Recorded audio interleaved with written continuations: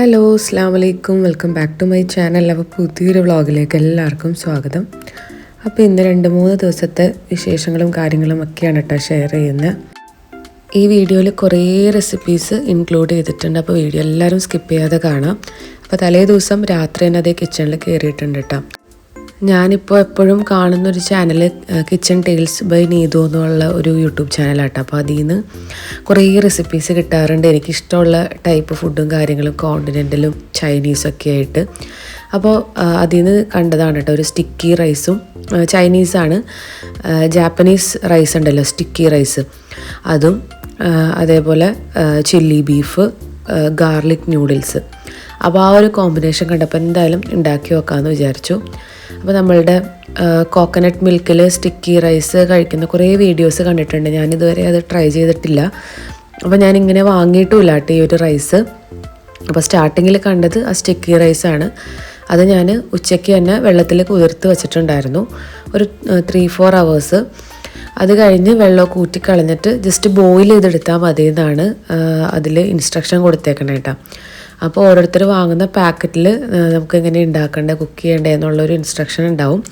അതനുസരിച്ച് അത് കുക്ക് ചെയ്തെടുത്താൽ മതി. ഇത് കുക്ക് ചെയ്തെടുക്കേണ്ട ആവശ്യമില്ല, കാരണം പെട്ടെന്ന് തന്നെ അത് വെന്ത് വരും. അതുകൊണ്ട് ബോയിൽ ചെയ്ത് സ്റ്റീം ചെയ്തെടുത്താൽ മതി എന്നാണ് കേട്ടോ പറയണത്. അങ്ങനെ ഞാനത് സ്റ്റീം ചെയ്ത് കുക്ക് ചെയ്തെടുത്തിട്ടുണ്ട്. പിന്നെ നമ്മളുടെ ഫ്രൈഡ് റൈസൊക്കെ ഉണ്ടാക്കുന്ന പോലെ സിമ്പിളായിട്ടോ അല്ലെങ്കിൽ വെജിറ്റബിൾസൊക്കെ ഇട്ടിട്ടോ എങ്ങനെ വേണമെങ്കിലും നമുക്ക് കുക്ക് ചെയ്തെടുക്കാം. ഞാൻ കുറച്ച് സൺഫ്ലവർ ഓയിൽ ഒഴിച്ചിട്ട് ഗാർലിക് നന്നായിട്ടൊന്ന് വേവിച്ചെടുത്തു. എന്നിട്ട് അതിലേക്ക് സ്പ്രിംഗ് ഒനിയനും അതേപോലെ നമ്മുടെ സ്റ്റിക്കി റൈസും ഇട്ടു. എന്നിട്ട് സെൻറ്ററിൽ ചെറിയൊരു ഹോള് ആക്കിയിട്ട് അതിലേക്ക് എഗ്ഗ് ഇട്ടിട്ട് ജസ്റ്റ് ഒന്ന് മിക്സ് ചെയ്തെടുത്തതിന് ശേഷം എല്ലാം കൂടി മിക്സ് ചെയ്തെടുത്തു. അങ്ങനെ ഒരു സിമ്പിൾ റൈസാണ് കേട്ടോ ഉണ്ടാക്കിയത്.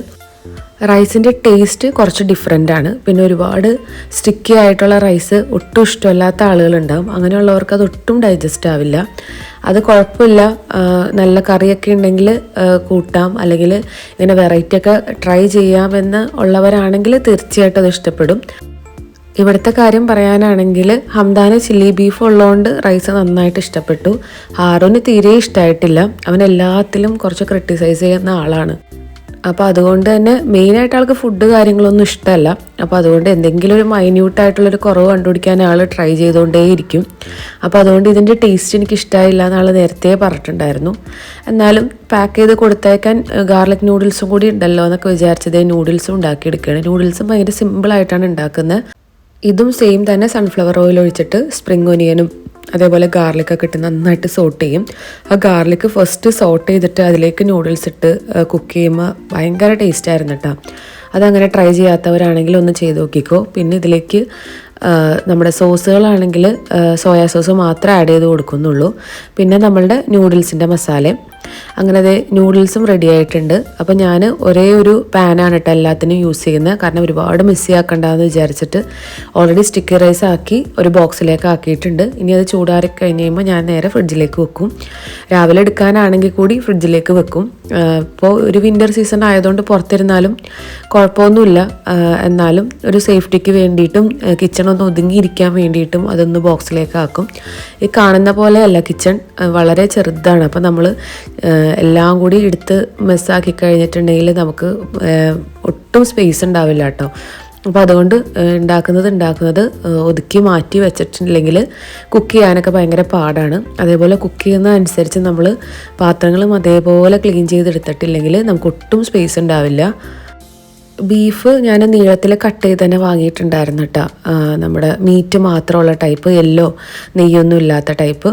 അപ്പം അങ്ങനെ അത് വേറെ ഒന്നുമില്ല, ഉപ്പും പെപ്പറും കോൺഫ്ലവറിലും മുക്കി ഡിപ്പ് ചെയ്ത് വെച്ചിട്ടുണ്ടായിരുന്നു.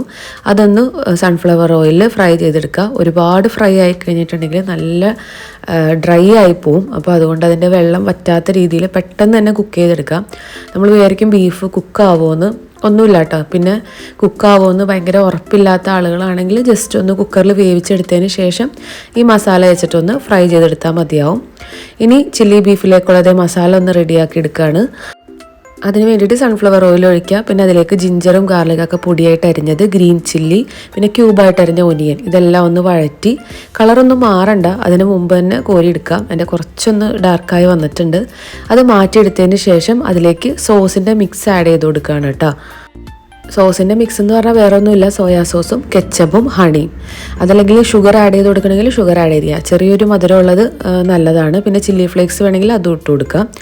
എന്നിട്ട് അതിലേക്ക് നമുക്ക് എത്രത്തോളം ഗ്രേവിയാണോ വേണ്ട അത്രത്തോളം വെള്ളം ഒഴിച്ചു കൊടുത്തിട്ട് അത് നന്നായിട്ടൊന്ന് കുറുക്കി എടുക്കുകയാണ് കേട്ടോ. അത് കുറച്ച് നേരം തിളച്ച് വന്നു കഴിയുമ്പോൾ നല്ലൊരു സോസി ആ ഒരു ടൈപ്പിൽ നല്ലൊരു തിക്കായിട്ട് വരും. എന്നിട്ട് നമ്മൾ വഴറ്റി വെച്ചേക്കുന്ന മസാലയൊക്കെ അതിലേക്ക് ഇട്ട് കൊടുക്കാം. എന്നിട്ട് നമ്മൾ ഫ്രൈ ചെയ്ത് വെച്ച ബീഫും കൂടി അതിലേക്ക് ഇട്ട് കൊടുത്തിട്ട് സ്പ്രിംഗ് ഒനിയനൊക്കെ ഇട്ടൊന്ന് ഗാർണിഷ് ചെയ്തെടുക്കാം. ക്യാപ്സിക്കം ഏറ്റവും ലാസ്റ്റ് ഇട്ടാലും മതി. ക്യാപ്സിക്കത്തിന് ഒരു 4-5 മിനിറ്റ്സ് മതിയല്ലോ വേവാനായിട്ട്, അല്ലെങ്കിൽ അത് വെന്ത് ഉടഞ്ഞു പോവും. എന്നിട്ട് ഇതെല്ലാം കൂടി മിക്സ് ചെയ്തിട്ടൊന്ന് തിളപ്പിച്ചെടുക്കുകയാണ്. ഇനി നിങ്ങൾക്ക് ഒരുപാട് കട്ടിയിൽ നല്ല തിക്കായിട്ടുള്ള ഗ്രേവിയാണ് വേണ്ടെങ്കിൽ കുറച്ച് കോൺഫ്ലവർ വെള്ളത്തിൽ കലക്കിയിട്ട് ആഡ് ചെയ്യുക. എനിക്കൊരു ഡ്രൈ പരുവത്തിലൊരു സെമി ഗ്രേവി മതിയായിരുന്നു, അപ്പോൾ അതുകൊണ്ട് ഒരുപാട് ചാറൊന്നും ആക്കിയിട്ടില്ല കേട്ടോ. ഇങ്ങനെ ക്യാപ്സിക്കൊക്കെ ഇട്ട് കൊടുത്ത് എല്ലാം കൂടി മിക്സ് ചെയ്ത് നന്നായിട്ടൊന്ന് തിളപ്പിച്ചെടുത്തിട്ടുണ്ട്. എന്നിട്ട് ലാസ്റ്റ് നമ്മുടെ വൈറ്റ് സിസേമി സീഡ്സ് ഉണ്ടല്ലോ അതൊന്ന് ഇട്ട് കൊടുക്കുക. അപ്പോൾ അതൊക്കെയാണ് ഇതിൽ ആവശ്യമുള്ള ഇൻഗ്രീഡിയൻസ്. അപ്പോൾ ഇതൊക്കെ ഉണ്ടെങ്കിൽ നമുക്ക് വീട്ടിൽ തന്നെ നല്ല അടിപൊളി ചില്ലി ബീഫ് റെഡിയാക്കി എടുക്കാം. ബീഫ് കുക്കാവുമെന്ന് ടെൻഷൻ ഉണ്ടെങ്കിൽ പേടിക്കേണ്ട, നമ്മൾ കുക്കറിൽ തന്നെ ഒന്ന് വേവിച്ചെടുത്താൽ മതി. എന്നിട്ട് ആ വാട്ടർ ഒരിക്കലും കളയരുത്, അതിൻ്റെ സ്റ്റോക്ക് ഉണ്ടാവും. അത് ഈ ഒരു കറി ഉണ്ടാക്കുന്ന സമയത്ത് ഇതിലേക്ക് ആഡ് ചെയ്ത് കൊടുത്താൽ മതി. അങ്ങനെ ഇതേ രാവിലെ ആയിട്ടുണ്ട്. ഞാൻ ഇതേ സ്റ്റിക്കി റൈസൊക്കെ ഒന്ന് ഇതേ ചൂടാക്കി എടുത്തിട്ടുണ്ട്. ഇതേ പിള്ളേർക്ക് പാക്ക് ചെയ്യുകയാണ്. പിന്നെ സ്നാക്സായിട്ട് എള്ളുണ്ട ഉണ്ടായിരുന്നു, പിന്നെ ഡ്രാഗൺ ഫ്രൂട്ട് ഉണ്ടായിട്ട് അതൊന്ന് കട്ട് ചെയ്ത് കൊടുത്തത്. ഇതാണ് റൈസിൻ്റെ ഒരു പരുവം. ഇങ്ങനത്തെ ഒരു സ്റ്റിക്കി ടൈപ്പാണ്. എനിക്കിങ്ങനത്തെ റൈസ് ഇഷ്ടമാണ് കേട്ടോ. ഗീ റൈസ് ആണെങ്കിലും ഒന്ന് വെന്ത് കുഴഞ്ഞിരിക്കുന്നതാണ് എനിക്ക് കൂടുതൽ ഇഷ്ടം. എനിക്ക് നന്നായിട്ട് ഇഷ്ടപ്പെട്ടിട്ടുണ്ടായിരുന്നു. ഹംദാനും നന്നായിട്ട് തന്നെ കഴിച്ചു. കുറച്ച് വെറൈറ്റി നമ്മൾ കഴിച്ച് നോക്കണം അല്ലെങ്കിൽ ട്രൈ ചെയ്ത് നോക്കണം എന്നുള്ളവർക്കൊക്കെ ഒരു മസ്റ്റ് ട്രൈ റെസിപ്പി തന്നെയാണ്. ചില്ലി ബീഫും അടിപൊളിയായിരുന്നു. ഗാർലിക് നൂഡിൽസിൻ്റെ കഥ പറയാനാണെങ്കിൽ ഞാൻ ഉണ്ടാക്കി അവിടെ വെച്ചതേ എനിക്ക് ഓർമ്മയുള്ളൂ. പിന്നെ പിള്ളേർ വന്നും പോയും നൂഡിൽസും പാസ്തയും വീട്ടിൽ കണ്ടിട്ടുണ്ടെങ്കിൽ പിന്നെ അതിൻ്റെ ഒരു അഡ്രസ്സ് ഉണ്ടാവില്ല കേട്ടോ. രാവിലെ ബ്രേക്ക്ഫാസ്റ്റിന് കൊടുക്കാമെന്നൊക്കെ വിചാരിച്ചെങ്കിലും ഒരു പൊടി പോലും ഉണ്ടായിരുന്നില്ല കണ്ടുപിടിക്കാനായിട്ട്. രാത്രി തന്നെ പിള്ളേരെല്ലാം വന്ന് കഴിച്ചത്. ആസിമിൻ്റെ പ്ലേ സ്കൂളിൽ നിന്ന് വിളിച്ചുകൊണ്ട് വരുന്ന സീനാണ് കേട്ടോ നിങ്ങൾ കണ്ടത്. അപ്പോൾ അത്രയൊക്കെയായിരുന്നു അന്നത്തെ ലഞ്ച് ബോക്സ് വിശേഷങ്ങൾ. ഇത് പിറ്റേ ദിവസമാണ് കേട്ടോ.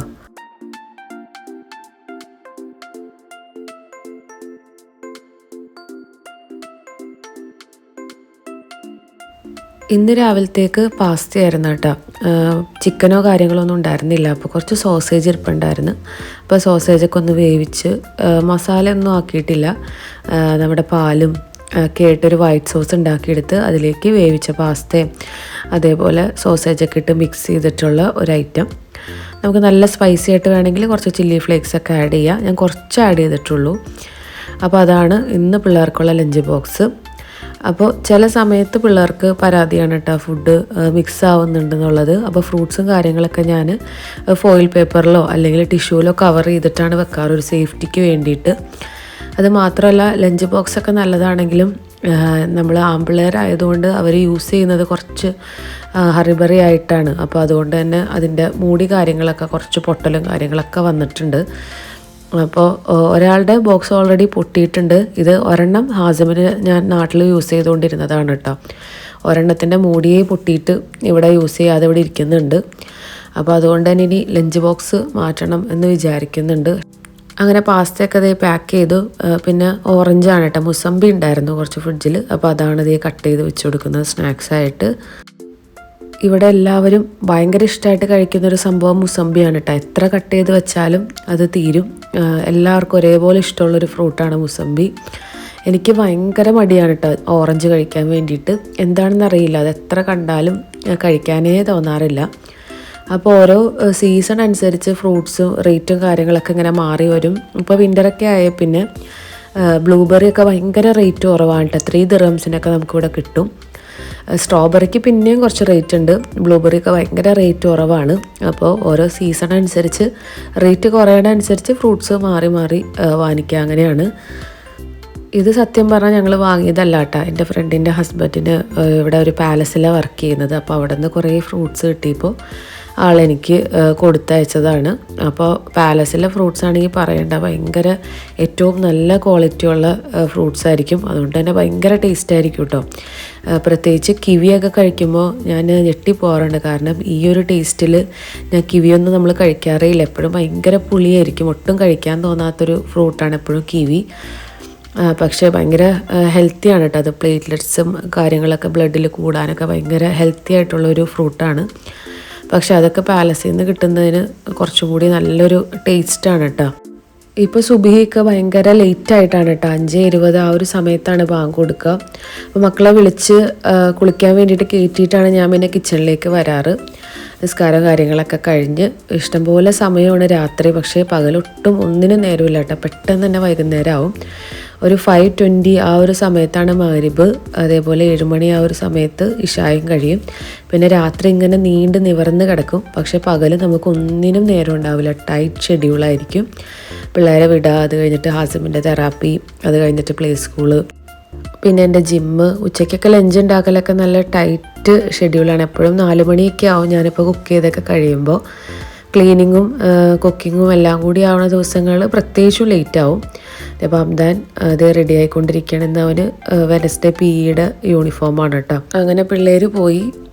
ഇത് ഹാസിമിനെ വൈകുന്നേരം ആക്കിയിട്ട് തിരിച്ച് വിളിക്കാൻ ചെല്ലുമ്പോൾ ഉള്ള സീനാണ് കേട്ടോ. നമ്മളെ കാണുമ്പോൾ ഓടി വരും ദൂരേന്ന്.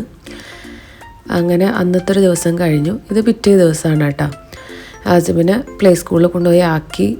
അത് കഴിഞ്ഞിട്ട് ഞാൻ കുറേ ദിവസമായിട്ട് വീഡിയോസിൽ കാണുന്നു ഇഡ്ഡലിയുടെ കൂടെ കഴിക്കുന്ന പൊടി ഉണ്ടല്ലോ. അപ്പോൾ അത് കുറച്ച് ഉണ്ടാക്കി വെക്കാമെന്ന് വിചാരിച്ചു. അപ്പോൾ അതിന് വേണ്ടിയിട്ട് പരിപ്പും ഉഴുന്നും അരിയുമാണ് കേട്ടോ ആദ്യം വേണ്ടത്. എല്ലാം ഞാൻ ഈക്വൽ ക്വാണ്ടിറ്റി എടുത്തത്. അരി നമ്മൾ ചോറ് വെക്കുന്ന ഏത് അരി വേണമെങ്കിലും ആവാം, പൊന്നിയരിയോ പുഴുക്കലരിയോ ഏത് വേണമെങ്കിലും ആവാം. അപ്പോൾ ഈക്വൽ ക്വാണ്ടിറ്റി ആയിട്ട് ഞാൻ ഭയങ്കര കുറച്ചാണ് ഉണ്ടാക്കാൻ വേണ്ടിയിട്ട് എടുത്തിട്ടുള്ളൂ. കാരണം ഒരുപാട് ഉണ്ടാക്കി കഴിഞ്ഞിട്ടുണ്ടെങ്കിൽ പിന്നെ വേസ്റ്റ് ആവണ്ടെന്ന് വിചാരിച്ചിട്ട് അങ്ങനെ എല്ലാം ഈക്വൽ ക്വാണ്ടിറ്റിയിൽ എടുത്തിട്ട് നന്നായിട്ട് കഴുകി വെള്ളം വരാൻ വേണ്ടിയിട്ട് വെച്ചിട്ട് പിന്നെ അതൊന്ന് വറുത്തെടുക്കുകയാണ് കേട്ടോ ചെയ്യേണ്ടത്. അതിൻ്റെ ഇടയിൽ പിള്ളേർ വന്ന് ഫുഡും കാര്യങ്ങളൊക്കെ കൊടുത്തതാണ്. അങ്ങനെ അത് ഓൾറെഡി വറുത്ത് വെച്ചിട്ട് ചൂടാറിക്കഴിഞ്ഞ് കഴിയുമ്പോൾ പൊടിച്ചെടുക്കണം. ഈ ഒരു സംഭവങ്ങളൊക്കെ വറുക്കാൻ വേണ്ടിയിട്ട് അത്യാവശ്യം സമയം എടുക്കും. അപ്പോൾ അതുകൊണ്ട് ആദ്യം അത് വറുത്തതിന് ശേഷം അതിലേക്ക് ചെറിയൊരു പീസ് പുളി, കറിവേപ്പില, അതേപോലെ മുളക് പൊടി ഒക്കെ ഇട്ടിട്ട് പിന്നെ ലാസ്റ്റ് ഇടേണ്ടത് കായപ്പൊടി. ഇത്ര ഇട്ടിട്ടാണ് കേട്ടോ വറുത്തെടുക്കേണ്ടത്. അപ്പോൾ അത് പൊട്ടി പൊട്ടി വരുന്ന ഒരു സൗണ്ട് കേൾക്കും. ആ ഒരു സമയത്ത് ഫ്ലെയിം ഓഫ് ചെയ്തിട്ട് ചൂടാറിക്കഴിഞ്ഞ് കഴിയുമ്പോൾ നല്ല തരിതരിപ്പായിട്ട് അരച്ചെടുത്താൽ മതി. ഒരുപാട് പേസ്റ്റ് ആവരുത്, കുറച്ചൊരു തരിതരിപ്പുള്ളത് നല്ലതാണ് കേട്ടോ. അങ്ങനെ ഈ ഒരു മിനി ഇഡ്ഡലിയുടെ പാത്രം ഞാൻ നാട്ടിൽ നിന്ന് താത്ത വാങ്ങി തന്നിട്ട് കൊണ്ടുവന്നതാണ്. ഇതുവരെ അത് ഉണ്ടാക്കി നോക്കിയിട്ടുണ്ടായിരുന്നില്ല. അപ്പോൾ അതും ഒന്ന് പരീക്ഷണം നടത്തി. സംഭവം അടിപൊളിയാണ് കേട്ടോ. പിള്ളേർക്ക് നല്ല ക്യൂട്ടായിട്ട് എടുത്ത് പെട്ടെന്ന് കഴിക്കാം.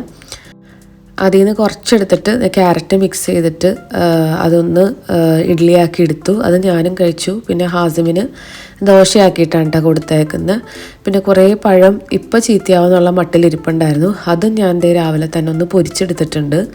അപ്പോൾ ഇന്ന് പഴംപൊരി ആയിരുന്നു കേട്ടോ ഹാസിമിന് സ്പെഷ്യൽ. ഇഡ്ഡലിയുടെ കാര്യം പറയുകയാണെങ്കിൽ അത് കുറച്ച് മെനക്കേടാണെന്നൊക്കെ വിചാരിക്കും. കാരണം ചെറിയ ഹോൾസാണ്. അതിന് വലിയൊരു ഇഡ്ഡലി ഉണ്ടാക്കിയെടുത്താൽ പോരെ എന്നൊക്കെ വിചാരിക്കും.